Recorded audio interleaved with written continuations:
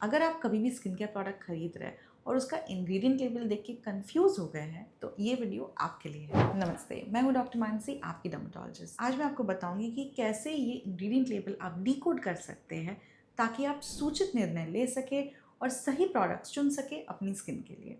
तो चलिए शुरू करते हैं। तो सबसे पहले शुरू करेंगे प्रोडक्ट के आगे जो लिखा होता है यानी फ्रंट लेबल से। इन पे यूजुअली लिखा होता है हाइड्रेटिंग, ब्राइटनिंग, एंटी एजिंग।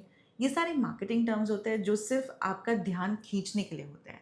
अब इनसे आपको एक रफ आइडिया तो मिल जाएगा कि प्रोडक्ट क्या करता है, पर सिर्फ इस पे हम नहीं भरोसा कर सकते, इसलिए हमें इसको उल्टा करके इंग्रेडिएंट लिस्ट पढ़नी ही है।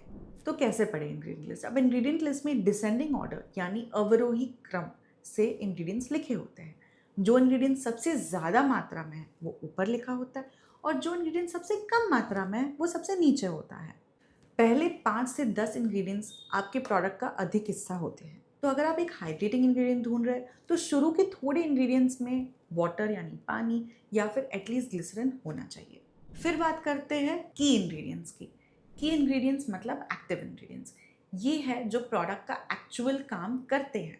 अधिकतर आपको ये की या एक्टिव इंग्रेडिएंट्स एकदम आगे लिखे हुए मिल जाते हैं और आपको ये एक्टिव इंग्रेडिएंट्स आपकी स्किन में जो आपको प्रॉब्लम्स है उसके हिसाब से ही चुनने हैं।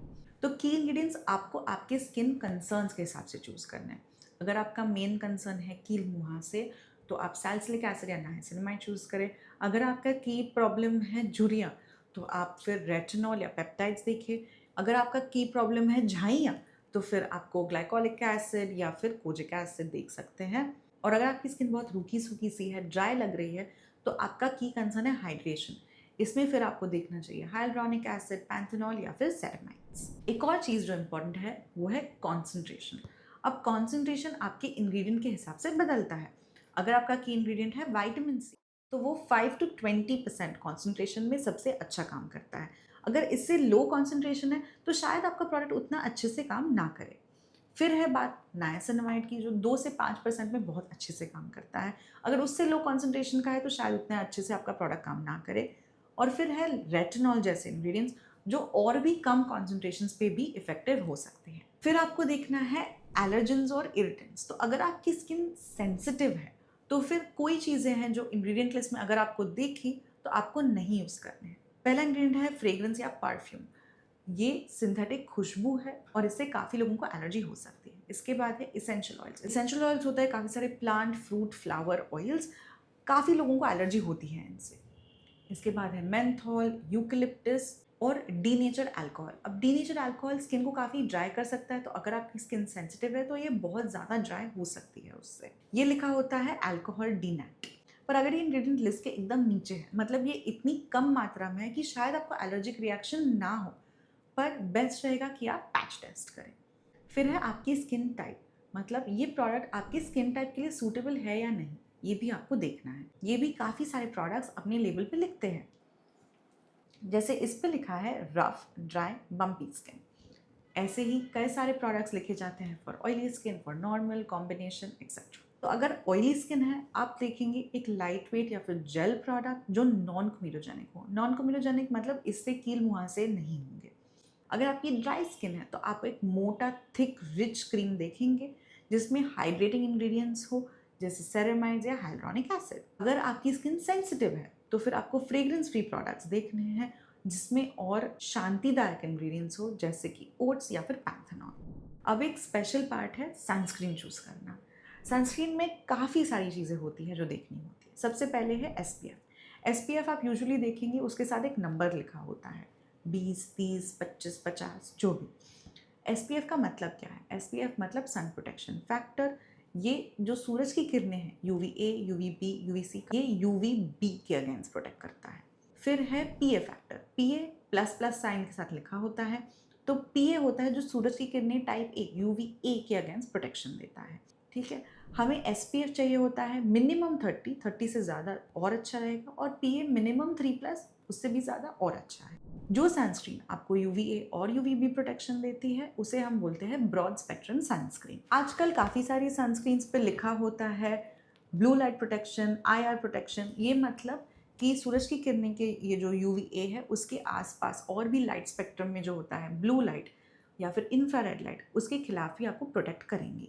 अगर आप काफ़ी सारी स्विमिंग करते हैं या फिर आपको बहुत सारा पसीना आता है तो आप एक वाटर रेजिस्टेंट और स्वेट रेजिस्टेंट सनस्क्रीन के लिए ज़रूर देखें, ये भी मेंशन रहता है। मैं ये कहूँगी कि आप डेफिनेटली इंग्रेडिएंट लिस्ट एक बार चेक कीजिए, इससे आपको आइडिया पता चलेगा कि कौन से सनस्क्रीन फ़िल्टर्स या यूवी फ़िल्टर्स यूज़ किए हैं।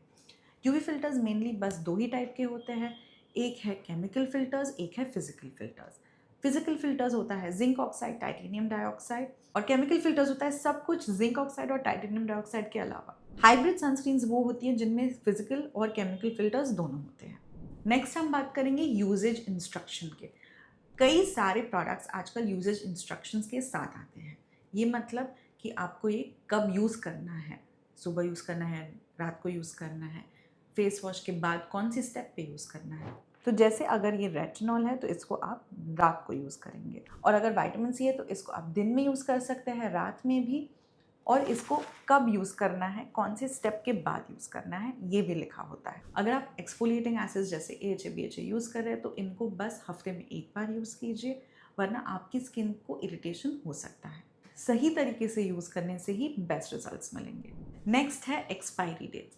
अब मैं जानती हूँ कि हमारे घरों में एक्सपायरी डेट्स को बस एक सजेशन जैसे माना जाता है और हम इसको नहीं फॉलो करते, पर इनको फॉलो करना बहुत ही ज़रूरी है। एक्सपायरी डेट यूजुअली पैकेजिंग पे ही लिखी होती है, पर इसके अलावा एक और चीज़ है जो है पीरियड आफ्टर ओपनिंग या फिर PAO। PAO मतलब एक प्रोडक्ट को खोल के इस्तेमाल करने के बाद कितने टाइम के लिए वो अच्छा रहता है। अधिकतर PAO का सिंबल ऐसा होता है जिस पे एक नंबर लिखा होता है, जैसे 6M 12M मतलब 6 महीने या 12 महीने। तब तक आप इस प्रोडक्ट को यूज़ कर सकते हैं। एक्सपायर्ड प्रोडक्ट्स अगर आप यूज़ करेंगे तो फिर वो आपकी स्किन को हानि पहुंचा सकते हैं, आपके स्किन बैरियर को डैमेज कर सकते हैं और इरिटेशन कॉज कर सकते हैं। इसलिए हमेशा एक्सपायरी डेट्स चेक कीजिए। नेक्स्ट हम बात करेंगे सर्टिफिकेशंस की। तो अधिकतर सर्टिफिकेशंस होते हैं जैसे कि वीगन। वीगन मतलब इस प्रोडक्ट में किसी भी प्रकार के जानवर का कोई भी प्रोडक्ट नहीं है, जैसे कि इस प्रोडक्ट में दूध का आपको कुछ नहीं मिलेगा या फिर हनी नहीं होगा। इसके बाद आता है क्रूल्टी फ्री। क्रूल्टी फ्री मतलब इस प्रोडक्ट में किसी भी प्रकार की एनिमल टेस्टिंग नहीं हुई है। सर्टिफिकेशंस अलग होते हैं और मार्केटिंग क्लेम्स और बज़वर्ड्स अलग होते हैं। बज़वर्ड्स होते हैं जैसे कि क्लीन ब्यूटी, ग्रीन, नेचुरल, या फिर even doctor recommended, dermatologist recommended, dermatologically tested. काफ़ी बार नेचुरल प्रोडक्ट्स में भी आपको सिंथेटिक इंग्रेडिएंट्स मिल सकते हैं, इसलिए इंग्रेडिएंट लिस्ट पढ़ना बहुत ही ज़रूरी है। तो ये था एक इंग्रेडिएंट लेबल को डिकोड करने का पूरा तरीका। अगर ये वीडियो आपको इन्फॉर्मेटिव लगा तो ज़रूर लाइक और शेयर कीजिए और सब्सक्राइब करना ना भूलें। अगर आपको कोई भी सवाल है तो कमेंट सेक्शन में आप डाल सकते हैं और मैं रिप्लाई कर दूंगी। अगर ऐसा कोई भी टॉपिक है जो आप चाहें कि मैं कवर करूं तो इसको भी आप कमेंट्स में डाल सकते हैं। अगले वीडियो में मिलते हैं। बाय।